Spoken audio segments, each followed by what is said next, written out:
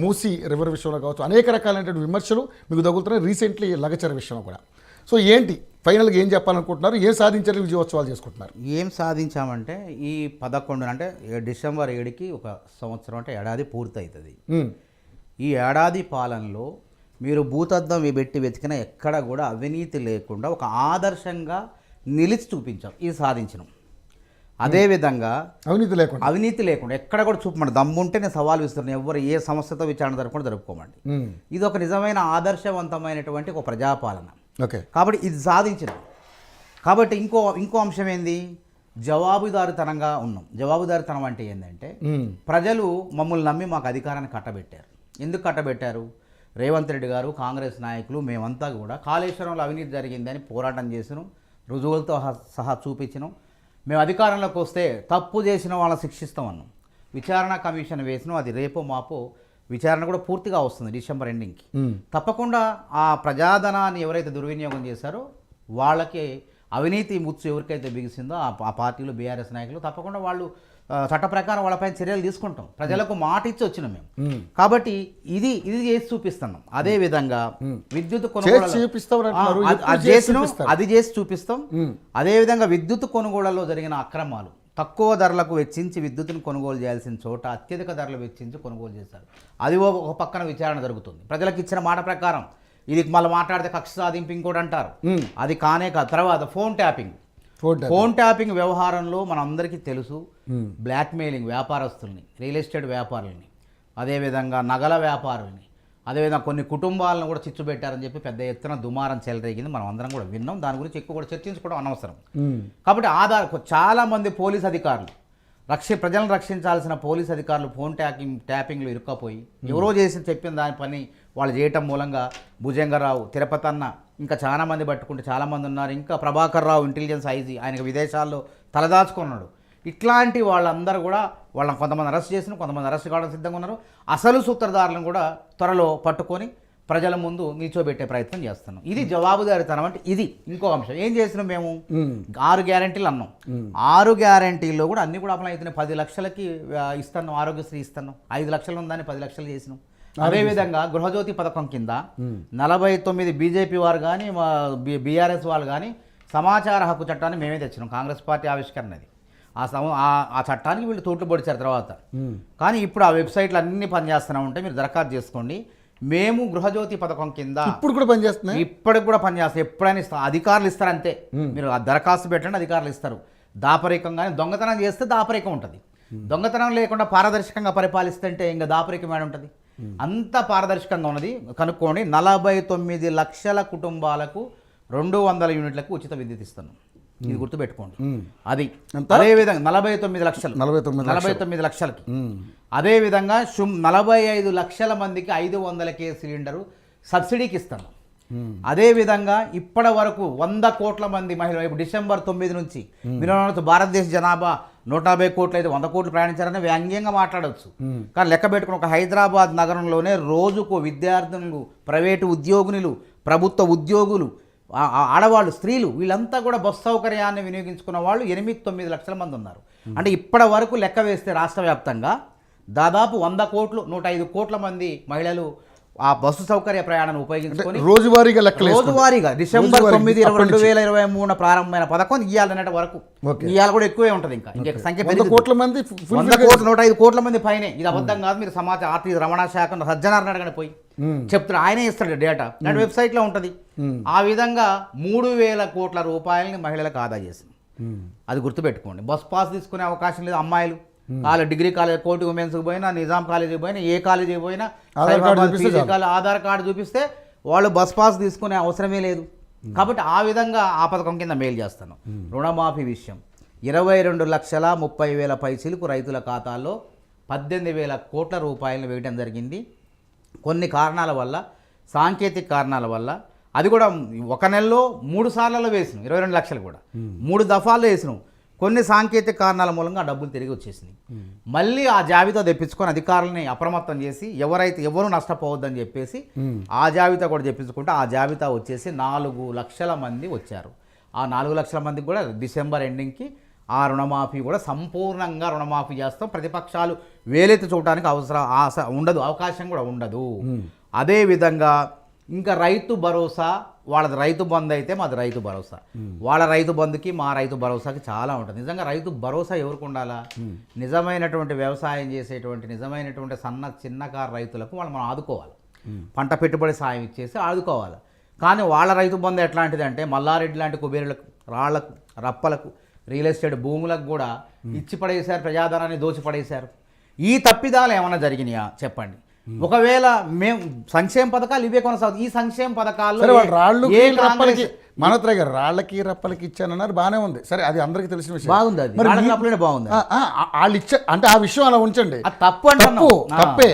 ఆ విషయం పక్కన పెట్టండి. అంటే వ్యవసాయం మీరు ఎంతమందికి ఇచ్చారు ఇప్పటి వరకు? మేము అదే కదా, ఇప్పుడు మేము రైతు భరోసాకు 15,000 కోట్లు కేటాయించినాం. ఇప్పుడు బడ్జెట్లో 2,91,000 కోట్లు తింటూ చెందుకు అడగాల. త్వరలో ఆ ముచ్చట కూడా తెలియదు, అది కూడా అవకాశం ఉంటుంది కదా. ఇప్పుడు ఎట్లా కులగణన చేయకముందు ఎప్పుడు చేస్తారు?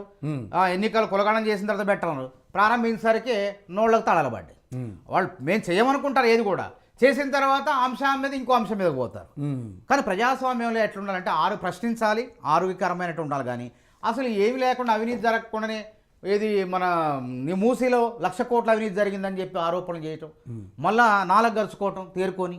అదేవిధంగా అమృత్ పథకం, కేంద్ర ప్రభుత్వ పథకం, అది అటల్ మిషన్ ఫర్ రెజోనెన్స్ ఏదో ఉంది. ఆ పథకం పేరు అంటే పట్టణ ప్రాంతాల్లో ప్రజలకు మౌలిక వసతులు కల్పించేందుకు, అదేవిధంగా పార్కుల్లో పచ్చదనాన్ని పెంచేందుకు, అదేవిధంగా మరి మురుగునీటిని అంటే పట్టణ ప్రాంతాల్లో మురుగునీటిని కాలువల ద్వారా దూరంగా తరలించేందుకు ఏర్పాటైన పథకం. అది కేంద్ర ప్రభుత్వ పథకం, 2015లో ప్రారంభమైంది ఆ పథకం.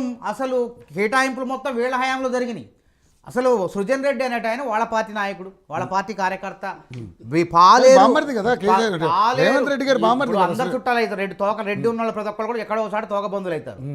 కానీ గుర్తుపెట్టుకోండి, పాకాల నాటి రాజేంద్ర ఎవరైతే కేటీఆర్ సొంత బామ్మర్దున్నాడో అట్లాంటి బామ్మర్ది ఈ బామ్మర్ది కాదు. ఈయన గుర్తుపెట్టుకోండి, ఈయన సొంత బామ్మర్ది. ఈయన ఎక్కడో తోక విడిచి ఏలు విడిచి ఎక్కడెక్కడో బామ్మర్ది ఆయన. దాన్ని కావాలని చెప్పి అంటగట్టే ప్రయత్నం చేస్తున్నారు. ఈ సుజన్ రెడ్డి అనే ఆయన గతంలో కూడా కాంట్రాక్టరే. కందాల ఉపేందర్ రెడ్డి గారు బంధువు, స్వయం అల్లుడు ఆయన కూడా విలేకరుల సమావేశం పెట్టి నన్ను ఎందుకు లాగుతారు, మేము అంతకుముందు కాంట్రాక్ట్లు చేయలేదని కేటీఆర్కి సుజన్ రెడ్డి నోటీసులు ఇచ్చిండు. ఎంత దారుణం చూడండి. అసలు అక్కడ లేకపోయినా అవినీతి జరగకపోయినా ఆయన కూడా నేరుగా కాంట్రాక్టర్. అందులో ఎవరో 70-80% వాటా ఉంటే అందులో 20% ఈయన భాగస్వామ్యం అయిండు. దాంట్లో అవినీతి జరగకపోయినా జరిగిందని చెప్పేసి ఈ విధంగా మసిపూసి మారేడికాయలు చేశారు. చేసిందంత ఎవరు అవినీతి? ఫార్ములా 1 రేసులో ఎవరు చేశారు? 55 కోట్ల ప్రభుత్వ ధనాన్ని, తెలంగాణ బిడ్డల కష్టాన్ని ఏం చేశారు? క్యాబినెట్ ఆమోదం లేకుండా, ఎటువంటి ఆమోదాలు కేంద్ర ప్రభుత్వం ఆమోదం లేకుండా, రిజర్వ్ బ్యాంక్ ఆఫ్ ఇండియా ఆమోదం లేకుండా నేరుగా ప్రైవేటు సంస్థల జేబుల్లో పంపించారు. విదేశీ సంస్థల జేబుల్లోకి, అది కూడా ప్రైవేటు విదేశీ సంస్థల జేబులోకి పంపించారంటే ఇది ఎంత ఘోరమైన తప్పిదం. అక్కడ అవినీతి జరిగిందని స్పష్టం అర్థమైపోతుంది.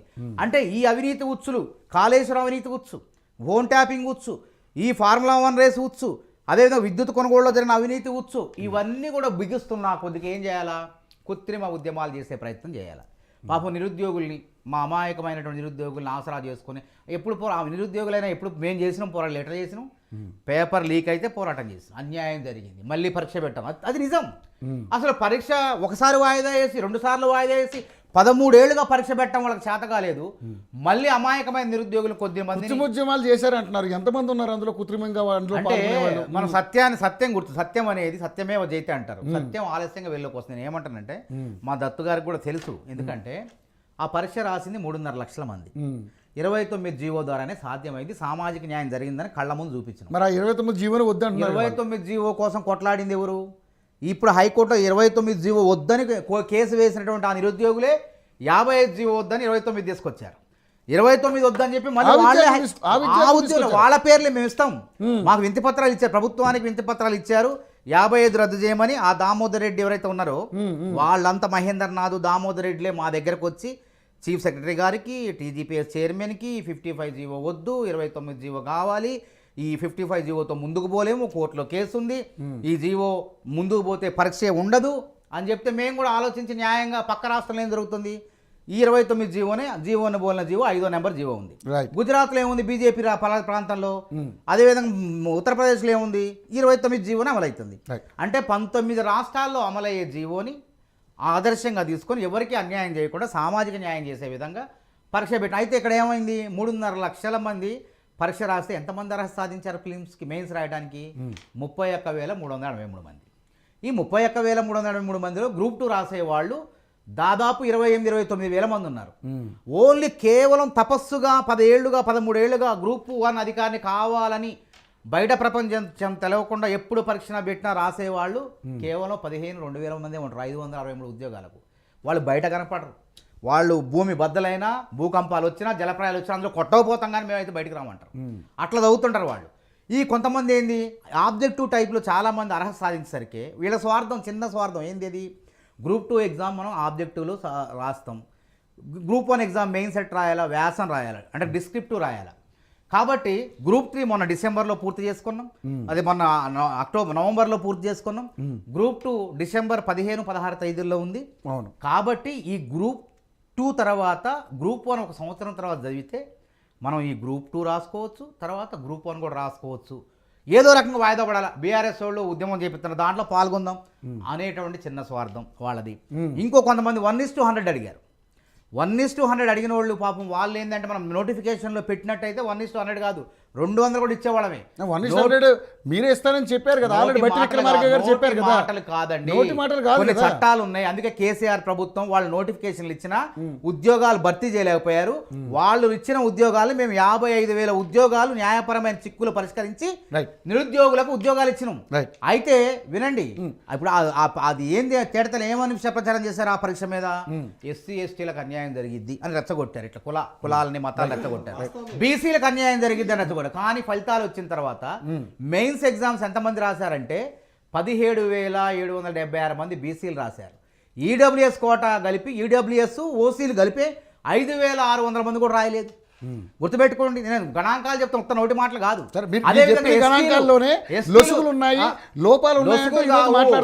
వీళ్లకు న్యాయపరమైన చిక్కులు పరిష్కరించి ఉద్యోగాలు ఇవ్వటం రాలేదు, లీకులతో ఇచ్చారు, లోపభూయిష్టంగా నిరుద్యోగుల జీవితాలతో ఆడుకున్నారు. కాబట్టి జాబ్ క్యాలెండర్ ప్రకటించిన మేము ఆదర్శంగా జాబ్ క్యాలెండర్ ఎంత పారదర్శకంగా ఉందో అందరూ మాట్లాడుతున్నారు గురించి. అవును, చాలా పారదర్శక, తెలవని వాళ్ళు ఏదో మాట్లాడుతుంటారు. అది ఎవరిని చూసి నమూనా, అది యూపీపీఎస్సీ చైర్మన్ అంటే యూనియన్ పబ్లిక్ సర్వీస్ కమిషన్ చైర్మన్తో ముఖ్యమంత్రి గారు 3 గంటల సేపు భేటీ అయిన తర్వాత కేరళ రాష్ట్ర నమూనాని అత్యున్నతమైన నమూనాలు తీసుకొని ఇక్కడ అమలు చేసినాం, చట్టబద్ధం చేసినాం. రేపు పొద్దున కాంగ్రెస్ ఉండొచ్చు, ఇంకో పార్టీ రావచ్చు, కానీ దాన్ని అమలు చేయాలి. రైట్. ఇప్పుడు మీరు ఇంతవరకు చెప్పిన అన్ని అంశాలు నిజంగానే జరుగుంటే ఇంత వ్యతిరేకత ఎందుకు వస్తుంది, ప్రజల నుంచి ఎందుకు వస్తుంది?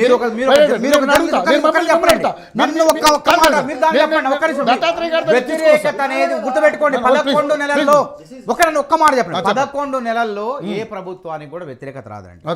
ఎలక్షన్లు ఒక సంవత్సరం ఉండంటే 4 సంవత్సరాలు అయిన తర్వాత అప్పుడు ప్రజల యొక్క నాడి పట్టుకుంటే మనకు తెలుస్తుంది ఎవరు వ్యతిరేకత. బీఆర్ఎస్ పార్టీ సోషల్ మీడియాలో చిమ్మే విషయం, వాళ్ళ అధికార దాహం కోసం వాళ్ళ అరెస్టుల ఉచ్చులు బిగుస్తున్న కొద్దిగా కృత్రిమ ఉద్యమం చెప్పిన నిరుద్యోగ ఉద్యమం, అదేవిధంగా లగచర్ల దాని గురించి మళ్ళీ నెక్స్ట్ మాట్లాడదాం.